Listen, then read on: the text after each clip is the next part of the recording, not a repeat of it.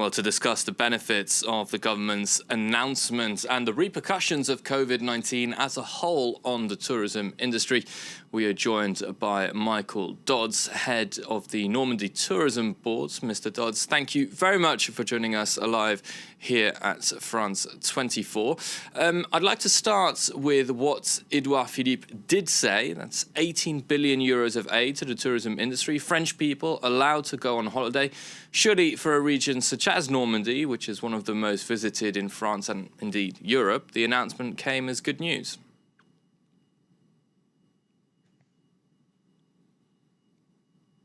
Hello? Hello, Mr. Dodds, can you hear me? Yes, I can hear you, yes. I was just welcoming you to the program. No problem at all. I wanted to start with what Édouard Philippe said. 18 billion euros of aid to the tourism industry. The fact that French people will be allowed to go on holiday. Surely for a region such as Normandy, which has got massive amounts of visitors, the announcement came as good news. It is good news. It gives the tourism sector a bit of hope because it's in desperately need of hope at the moment.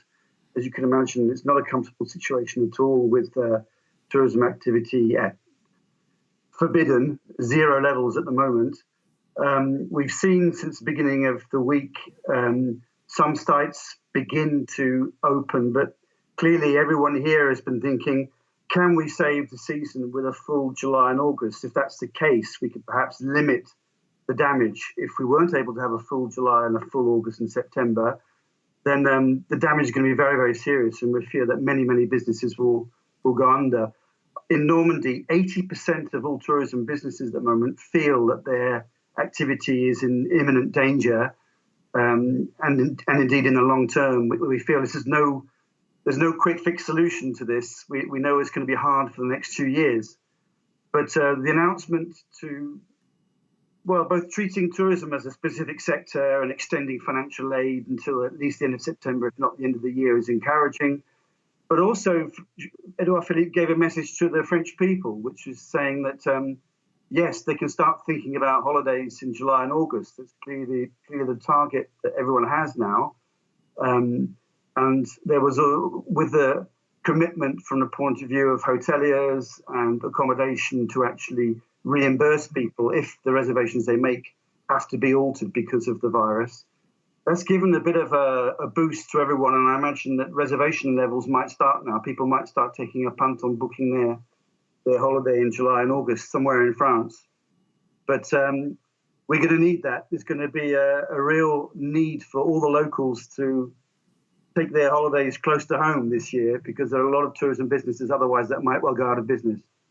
But let's focus now on perhaps what the Prime Minister didn't say. There was no specific guidelines on health and safety, certainly no definite instructions on which activities will be able to proceed as normal or not. Is that information that you desperately need, particularly with the virus in your wing mirrors? It is information that we desperately need. Just before going on air with you, I'm starting to read a whole communique that's just been issued by the government, which is sort of explaining the state of play on the different protocols. They have yet to be published, but we are told that they will be published in the next few days. And this is what all the tourism professionals are keenly looking forward to. They've been given general guidelines, so it's not as though people have been completely in the dark about the subject, but more specific protocols for each type of tourist activity, be it hotels, restaurants, be it campsites, be it leisure activities of different sorts, be it events. Specific protocols have been established, are about to be approved, and will go online very, very shortly. And this is what everyone has been waiting for, because then at an individual level, each tourism business has got to understand these protocols, think about what can be done, how much it's going to cost, what resources are needed. And then they're going to give themselves the next month, I'd say, the rest of May and the rest of June, to put that in place, if indeed they consider it viable and worth doing. For some tourism businesses, it's going to be so tricky putting into place these protocols and these new social distancing rules that some might not even open. They might feel it's just too complicated to do or too costly to do. So, yeah, in the immediate urgency is to really understand the protocols that are required, get advice, hopefully, as well, This is this time where health experts and tourism experts have to work hand in hand and make sure that we can open up tourism businesses in a practical, realistic and safe way. Obviously, the confidence of visitors is extremely important. No way do we want to try and provoke a second wave, which would be disastrous for everyone. We certainly don't want tourism to be the cause of that. So prudence and pragmatism is what's required. I think the tourism sector are ready for that.